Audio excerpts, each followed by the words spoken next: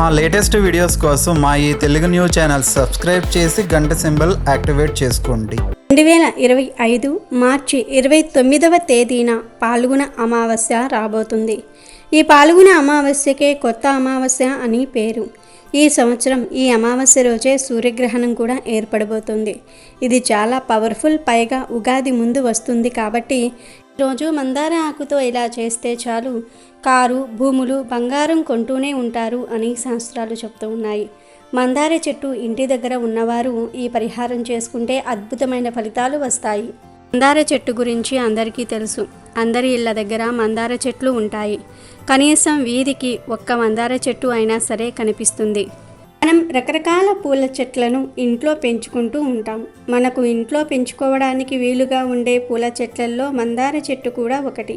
ఈ చెట్టు అన్ని కాలాల్లో పూలు పూస్తూనే ఉంటుంది. చాలామందికి మందార మొక్కను మన ఇంట్లో పెంచుకోవచ్చా అనే సందేహం కూడా కలుగుతూ ఉంటుంది. సందేహం ఏమీ అవసరం లేదు. నిశ్చింతగా మందార చెట్టును ఇంట్లో పెంచుకోవచ్చు. మందార మొక్క పూలు పూస్తే చూడడానికి చాలా అందంగా ఉంటుంది. ఈ మొక్క ఎన్ని పూలు పూస్తే అంత సంపద మన ఇంట్లోకి వస్తుందని పెద్దలు చెప్తూ ఉన్నారు. దేవతా పూజకు కూడా మనం మందార పూలను ఉపయోగిస్తూ ఉంటాం. దేవతా వృక్షాలలో మందార చెట్టుకు ప్రత్యేకమైన స్థానం ఉంది. మన శాస్త్రాలలో చెప్పిన 5 దేవతా వృక్షాలలో మందార చెట్టు కూడా ఒకటి. దేవతా వృక్షాలలో మందార చెట్టు ఉండటం వలనే దీనికి ఎంతో ప్రాముఖ్యత ఏర్పడింది. అన్ని కాలాలలో పూలు పూసే ఈ మందార మొక్కను ఇంట్లో పెంచుకుంటే ఇంట్లోని వారికి ధనానికి లోటు ఉండదు. ఎర్రని మందార పువ్వులను దేవతా ఆరాధనలో ఎవరైతే వినియోగిస్తారో వారి కోరికలను భగవంతుడు తప్పక నెరవేరుస్తాడని పురాణాలలో చెప్పబడుతుంది. ఎర్ర మందారం చెట్టును ఇంట్లో పెంచి బయటకు వెళ్ళేటప్పుడు ఈ మొక్కను చూస్తూ బయటకు వెళ్ళటం వల్ల అంతా శుభమే కలుగుతుంది. చెట్టంతా పూలు పూసిన మందార చెట్టును చూస్తే మనసంతా ఎంతో ఆహ్లాదకరంగా మారుతుంది. మానసిక పరమైన దోషాలను కూడా మందార చెట్టు తొలగిస్తుంది. ఈ మొక్కను ఇంట్లో సింహద్వారానికి కుడివైపు ఉండేలాగా పెంచుకుంటే చాలా మంచిదని పండితులు చెప్తూ ఉన్నారు. అంతేకాదు ఎర్ర మందార పువ్వును తలలో పెట్టుకోవటం వల్ల స్త్రీలు దీర్ఘ సుమంగళిగా ఉంటారని ఒక నమ్మకం ఉంది. మందార పూలతో కట్టిన మాలను దేవతారాధనకు ఉపయోగించవచ్చు. మందార మొక్కతో ఆధ్యాత్మిక పరంగానే కాకుండా ఆయుర్వేద పరంగా కూడా ఎన్నో ఉపయోగాలు ఉన్నాయి. కనుక మందార మొక్కను ఇంట్లో పెంచుకోవటం వల్ల ఆరోగ్యంతో పాటు ఆధ్యాత్మిక పరంగా కూడా లాభాలను పొందవచ్చు. మందార చెట్టును ఎవరైతే ఇంటి దగ్గర పెంచుకుంటారో వారికి లక్ష్మీదేవి అనుగ్రహం కలుగుతుంది. వారి ఇంట్లోకి ఎటువంటి నకారాత్మక శక్తులు రావు. ఎవరి ఇంటి ముందు అయితే మందార చెట్టు ఉంటుందో ఆ ఇంట్లో వారికి ఎక్కువగా అనారోగ్య సమస్యలు కూడా రావు. ధాన్యాలకు లోటు రాకుండా ఉంటుంది. కానీ ముఖ్య విషయం ఏమిటంటే ఎరుపు మరియు గులాబీ రంగులో ఉండే మందార పూల చెట్లను మాత్రమే ఇంటి దగ్గర పెంచుకోవాలి. మరి వేరే రంగులో ఉండే మందార పూల చెట్లను పెంచకూడదా అంటే పెంచవచ్చు. కానీ ఎరుపు మరియు గులాబీ రంగు మందార చెట్టు వలన వచ్చే అన్ని మంచి ఫలితాలు వేరే రంగు మందార పూల చెట్లు పెంచడం వలన రావు. కనుక ఇంటి దగ్గర ఎప్పుడైనా సరే ఎర్రటి లేదా పింక్ కలర్ పూలు ఉండే మందార చెట్లను మాత్రమే పెంచండి. ఈ మందార చెట్టు దగ్గరే పరిహారాలు చేయాలి.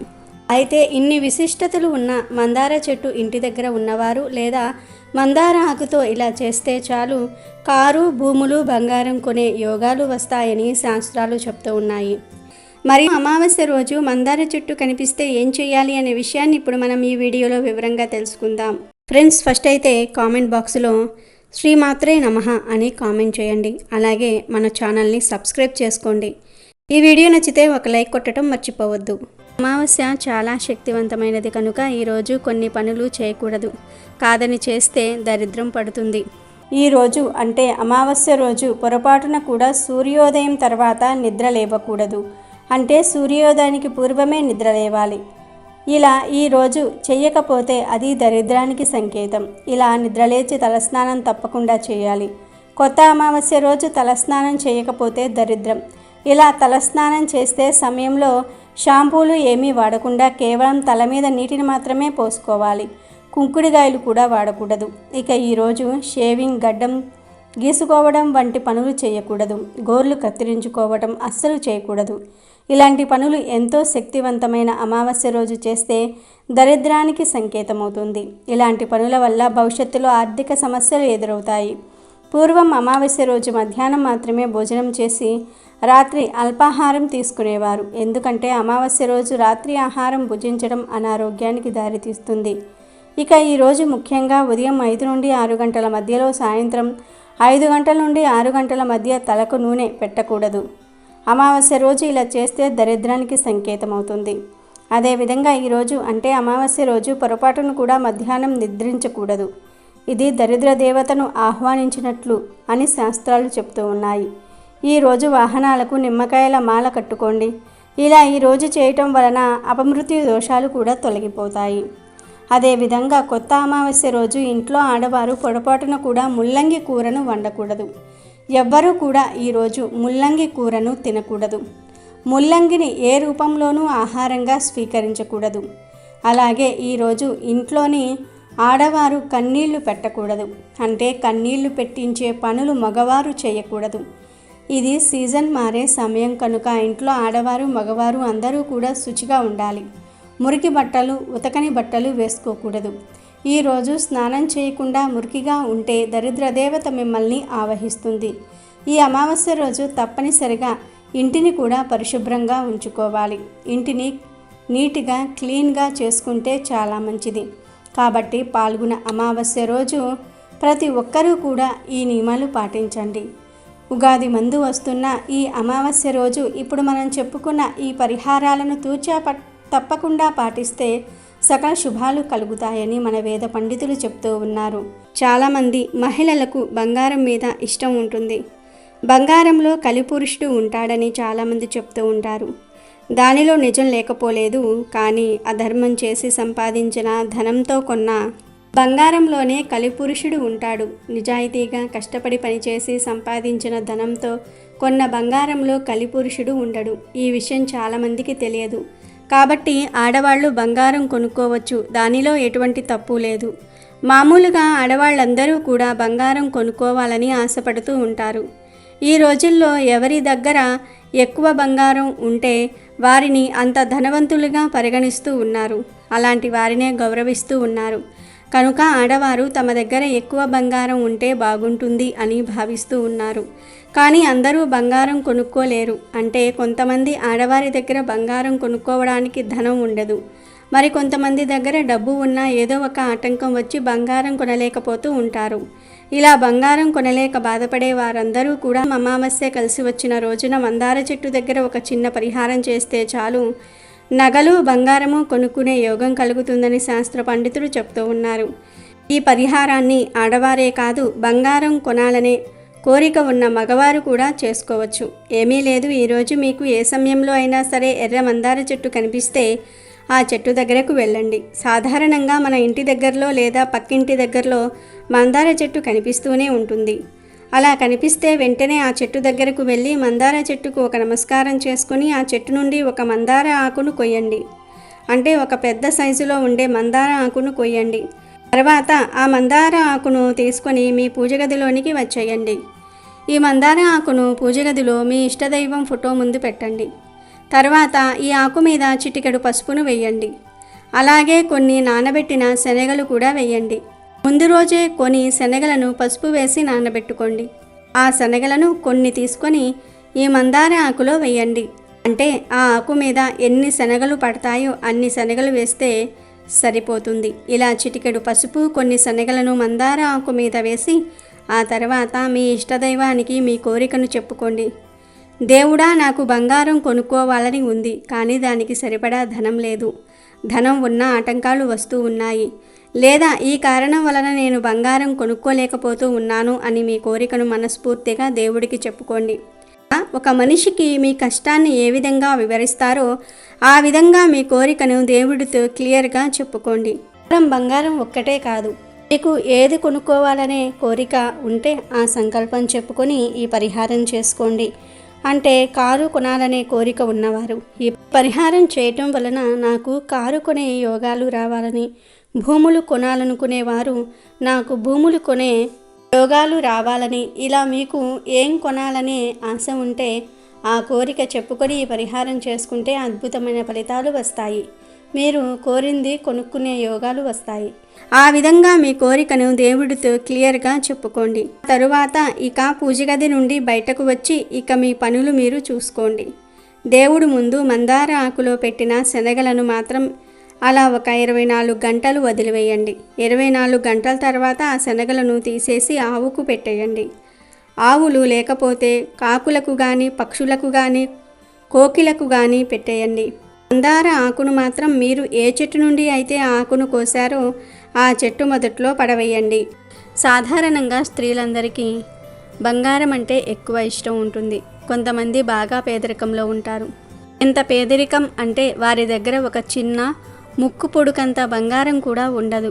వేరే ఆడవారు మాత్రం బంగారు చెవిదిద్దీలు, బంగారు చైన్లు, గొలుసులు వేసుకొని కనిపిస్తూ ఉంటారు.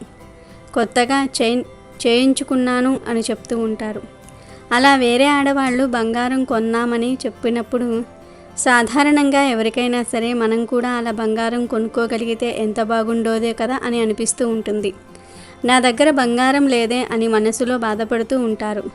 ఇలా పేదరికంతో బాధపడుతూ బంగారము కొనుక్కోలేకపోతూ ఉన్నాం అని బాధపడే ఆడవారు, ఎలా అయినా బంగారం కొనుక్కోవాలి అనుకునేవారు, బంగారు చెవిదిద్దులు, బంగారు చైన్లు కొనుక్కోవాలి అని అనుకునేవారు చక్కగా ఈ పరిహారాన్ని చేసుకుంటే చాలా మంచి ఫలితాలు వస్తాయి. త్వరలోనే మీరు కోరుకున్నంత బంగారం, నగలు కొనుక్కునే అవకాశం వస్తుంది. ఈ పరిహారాన్ని స్త్రీలు శ్రద్ధగా చేసుకుంటే ఖచ్చితమైన ఫలితాలు వస్తాయి. కనుక ఆడవారందరూ కూడా ఈ అవకాశాన్ని వదులుకోకుండా తప్పక ఈ పరిహారం చేయండి.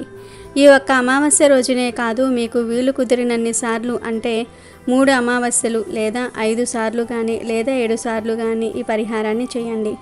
ఎన్ని ఎక్కువ సార్లు చేస్తే అంత ఎక్కువ బంగారం కొనుక్కునే అవకాశాలు వస్తాయి. ఆడవారు ఒక్కరే కాదు, మగవారు కూడా ఈ పరిహారం చేసుకోవచ్చు.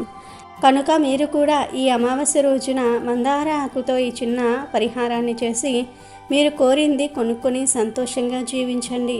2025 మార్చి 29 పాల్గొన అమావాస్య రోజున, అనగా కొత్త అమావాస్య రోజున సూర్యగ్రహణం రాబోతుంది. ఇది ఈ సంవత్సరంలోనే మనకి మొదటి సూర్యగ్రహణం. భారత కాలమానం ప్రకారం ఈ గ్రహణం మార్చి 29 రాత్రి 6 గంటల 20 నిమిషాలకు ప్రారంభమై 9 గంటల 50 నిమిషాలకు ముగుస్తుంది. ఈ గ్రహణం మనకు కనిపిస్తుందా లేదా అనే విషయానికి వస్తే, ఈ సూర్యగ్రహణం రాత్రి సమయంలో ఏర్పడుతుంది. రాత్రిపూట మనకు సూర్యుడు కనిపిస్తాడా? కనిపించడు. కనుక ఈ సూర్యగ్రహణం భారతదేశంలో కనిపించదు. కాబట్టి ఈ గ్రహణానికి ఎటువంటి నియమాలు పాటించనవసరం లేదు. అంటే పట్టు విడుపు స్నానాలు చేయనవసరం లేదు. ఆహారం మీద దర్భగడ్డి వేయనవసరం లేదు. టెంపుల్స్ ఏమీ క్లోజ్ చేయరు. గ్రహణం తర్వాత ఇల్లు క్లీన్ చేయవలసిన అవసరం కూడా లేదు.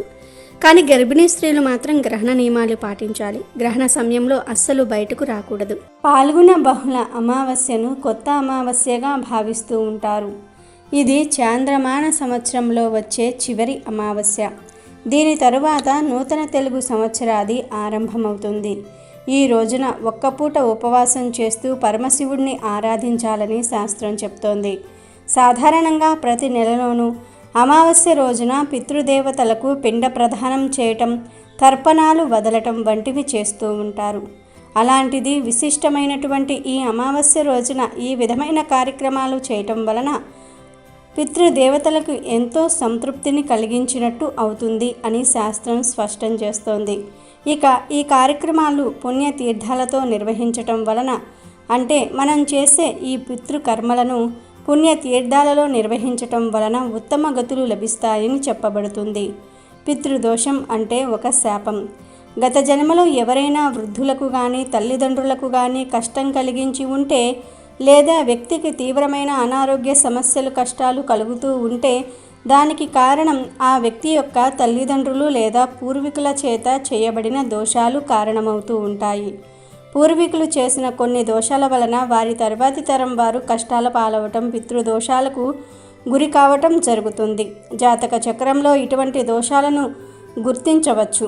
పితృదోషాల వలన అనేక రకాలైన సమస్యలు కలుగుతాయి.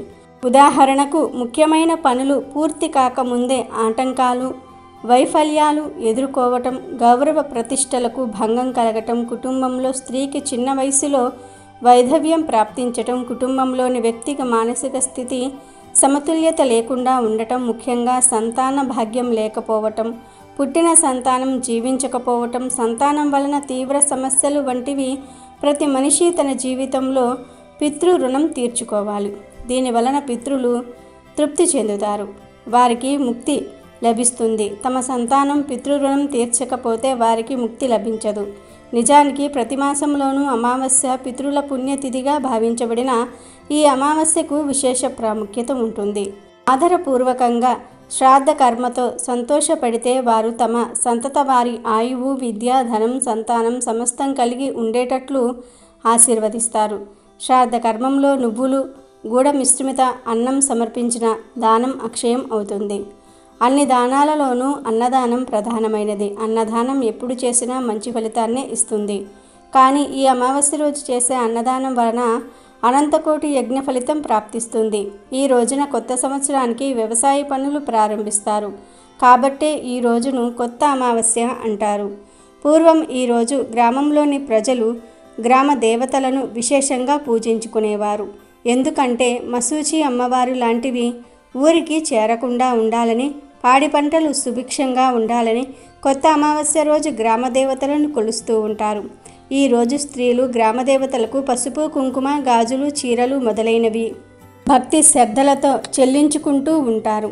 ఈరోజు ఎవరైతే ఒక్కపూట ఉపవాసం ఉండి ఆ మహాశివుణ్ణి ఆరాధిస్తారో వారి చనిపోయిన పూర్వీకులు సంతోషించి కుటుంబం చల్లగా ఉండాలని దీవిస్తారు.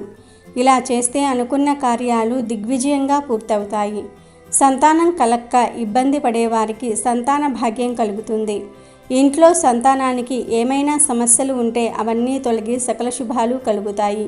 అంతేకాదు ఈరోజు ఇలా చేయటం వలన ఆర్థిక బాధలు తొలగిపోతాయి. ఆయురారోగ్యాలు, అష్టైశ్వర్యాలు కలుగుతాయి. ఈరోజు ఇలా శివారాధన చేసి పితృదేవతల ఫోటో ముందు నిలుచుని కుటుంబాన్ని కాపాడమని, ఆశీర్వదించమని 2 చేతులతో నమస్కరించుకోవాలి. ఇక ఈరోజు ఎవరైతే లక్ష్మీ ఆరాధన చేస్తారో వారికి అఖండ లక్ష్మీ కటాక్షం కలుగుతుంది. లక్ష్మీదేవికి ఈ రోజంటే ఎంతో ఇష్టం. ఆర్థిక ఇబ్బందులు ఉన్నవారు లేదా ఏదైనా సమస్య ఉన్నవారు ఈరోజు లక్ష్మీదేవి ఆరాధన చేస్తే ఆ ఇబ్బందులు పోయి సకల సంపదలు కలిగేలాగా అమ్మవారు దీవిస్తారు.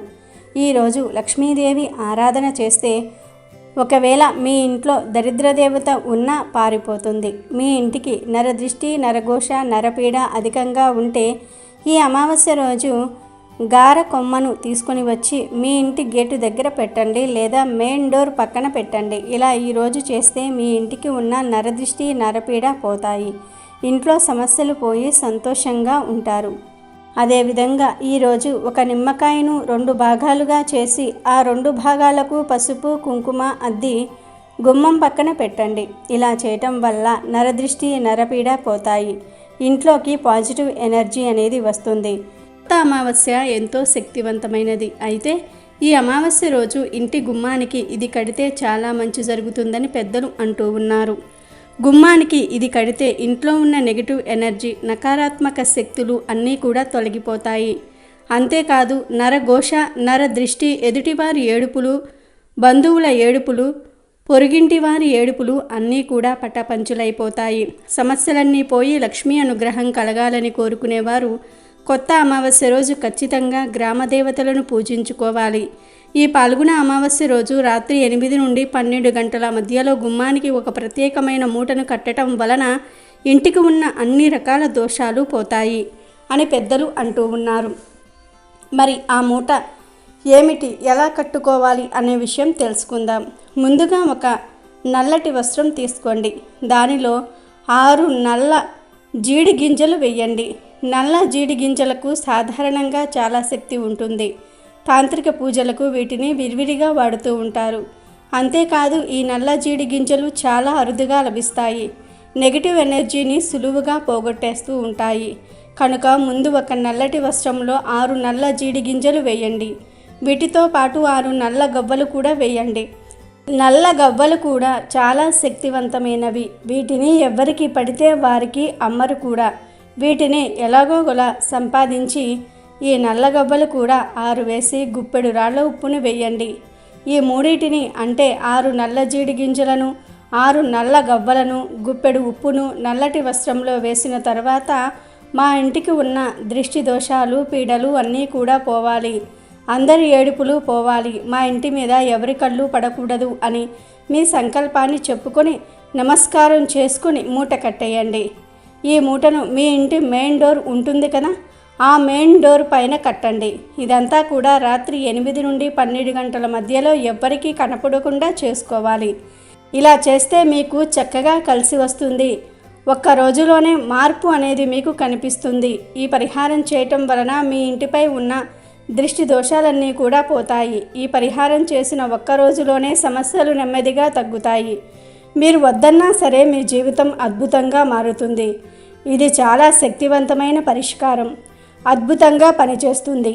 ట్రై చేసి చూడండి, మీరే అద్భుత ఫలితాలను పొందుతారు. మరి తెలుసుకున్నారు కదా, మీరు కూడా పాల్గొన అమావాస్య రోజు గుమ్మానికి ఈ మూటను కట్టి మీ జీవితాన్ని మార్చుకోండి, సంతోషంగా జీవించండి. అమెజాన్లో బెస్ట్ డిస్కౌంట్స్ కోసం వీడియో డిస్క్రిప్షన్లో లింకు ఉంది, చూడండి. అలాగే మా టెలిగ్రామ్ ఛానల్ సబ్స్క్రైబ్ చేసుకోండి.